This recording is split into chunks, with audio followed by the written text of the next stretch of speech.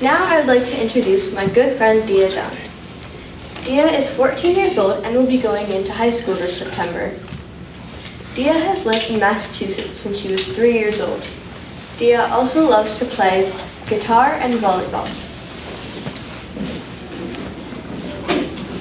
Diya loves fashion and is very creative with her outfits. Overall, Diya is a very unique and talented person. Now please give a warm welcome to my good friend Diya.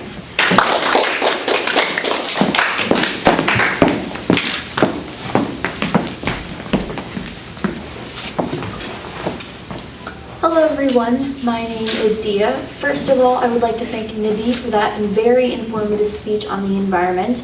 And I would also like to ask, can everyone hear me okay? Yes. All right, thank you. Today I'm going to be talking about a topic that is a little bit hard to talk about, and also something that should definitely be talked about more. Today I'm going to be talking about suicide. Suicide is an awful thing that happens all over the world. And today I wanted to do something different with my speech. So first I would like to start off with a poem that I personally wrote on suicide. Then I would like to talk about a simulation and also explain my poem. And lastly, I would like to talk about the perspective of a suicidal person. Now, I've seen many speeches on suicide before, and most of them talk about how many deaths there are a year. They talk about the hotline numbers that you can call and what you can do to get help. But they never really talk about what's going on in the mind of a suicidal person. And I think that's really important to know, because sometimes all a person needs is some sympathy. All right. So now I would like to talk about my poem. So this poem that I wrote, personally I write songs, and I thought that it would be kind of unique for me to write a poem for you all. So here it is. There once was a boy who had 2 fathers. They called him a faggot and he eventually shattered. But this poem that I'm here showing you today is of this boy's one last wish fulfilled on his 13th birthday. You see, this boy I knew told me of his art, but he never told me about all of his scars. You see, his art was unique unlike the others. Didn't even need a paper or pen to show his muse to others. He would just draw on his arms with a sharp bleeding razor, tears streaming down his face because the pain did not differ. You see, this boy I knew was in his own sea of thoughts, drowning because he never got caught. So on his 13th birthday, he showed his dad his scars, and his dad told him to defeat his monsters one by one. Little boy was happiest on his 13th birthday when he pulled the trigger to his head to make the monsters just go away. Some of you might have completely understood that poem. Some of you might need help with a couple of parts, and some of you may have thought it was the dumbest thing in the world. But I'm going to basically explain what this poem is about. There's a boy who was adopted into a family with 2 fathers. He's 12 years old and his birthday is coming up. But the kids at school, they called him a faggot. They call him all these names, and they drown him in his own sea of thoughts. He starts slitting his wrists. He starts hurting himself, and he cries every single time because the pain does not differ. You see, the pain is not on his wrists, it's in his mind, and he can't get it out of him. So, on his 13th birthday, he shows his dad his scars on his wrist. And the reason I'm saying that it's called art is because I actually have a friend who did not commit suicide but did slit her wrists a lot. And she would always call it drawing for some reason. And I've realized the reason. It's not because she's a coward, but it is because she is scared to say that she cuts her wrists. It's something that's scary to say. The fact that your mind is worked around so much to the point that you have to go to hurting yourself. So like I was saying, this boy tells his dad about his scars on his 13th birthday, and his dad tells him to defeat his monsters one by one. These monsters, the dad is saying that these are the bullies in school. His dad is saying that there are these people who are making him feel this way.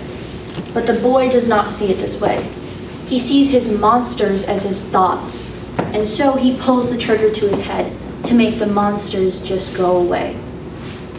Now I would like to put you all through a simulation. I would like you all to close your eyes.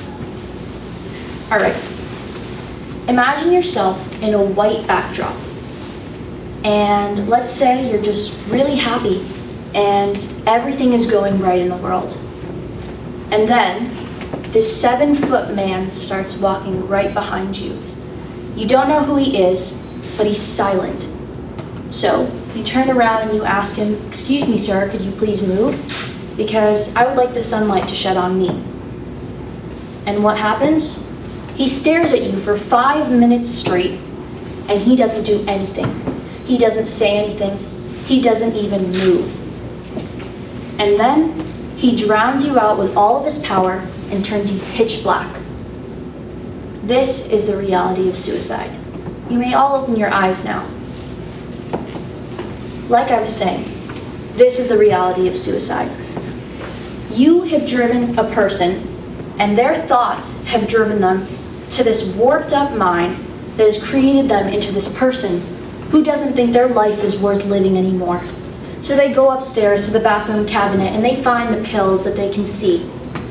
And they chug all of them down and nothing happens.